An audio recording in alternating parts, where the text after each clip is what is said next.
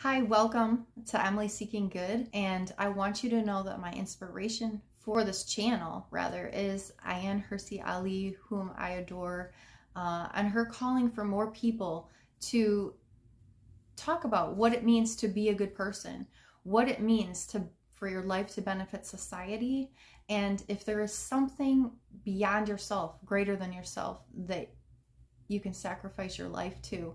So a foundation verse for this channel is Hebrews 5:14. But solid food is for the mature, who by constant use have trained themselves to distinguish good from evil. In this chapter, he's talking about different facts of Jesus and what he is, how he is the Son of God, and how he is actually a priest.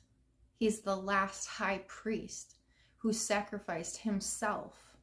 And he's saying, I'm trying to explain this stuff to you. He says, we have much to say about this, but it's hard to make it clear to you because you no longer try to understand. In fact, by this time you ought to be teachers. You need someone to teach you the elementary truths of God's word all over again. You need milk, not solid food. Anyone who lives on milk, being still an infant, is not acquainted with the teaching about righteousness. But solid food is for the mature, who by constant use have trained themselves to distinguish good from evil. So just using the Blue Letter Bible, I looked up some of these terms in this verse. Solid food is for the mature.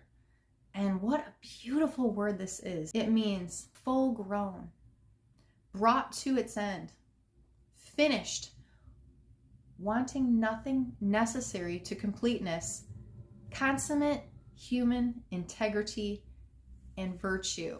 That is what he's talking about, that solid food is for the mature. And don't we want to be the mature? He said solid food for the mature who?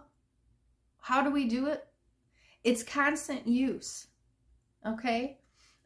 And this is a habit, whether of body or mind, a power acquired by custom, practice, or use. The Greek word is hexis. It's not easy to tell what is good and what is evil, okay? So solid food is for the mature who by constant use have trained themselves.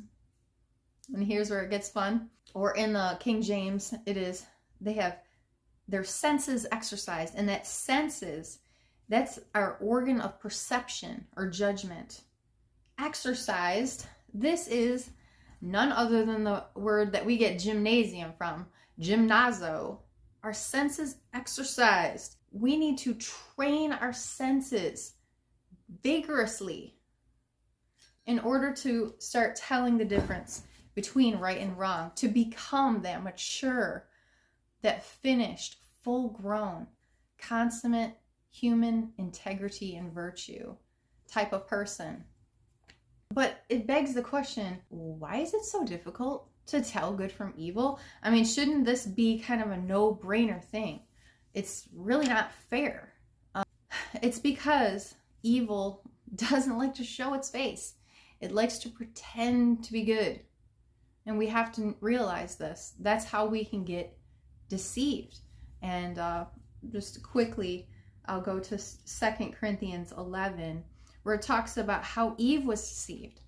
She was deceived by the serpent's cunning.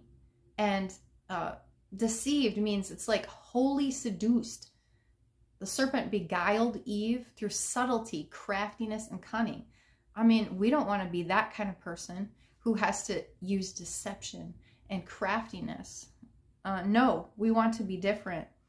And it says in 2 Corinthians 11, I am afraid that just as Eve was deceived by the serpent's cunning, your minds may somehow be led astray from your sincere and pure devotion to Christ.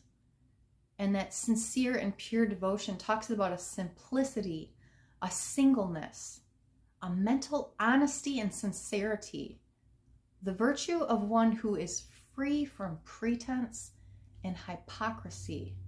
without self-seeking. This is the essence of Christ.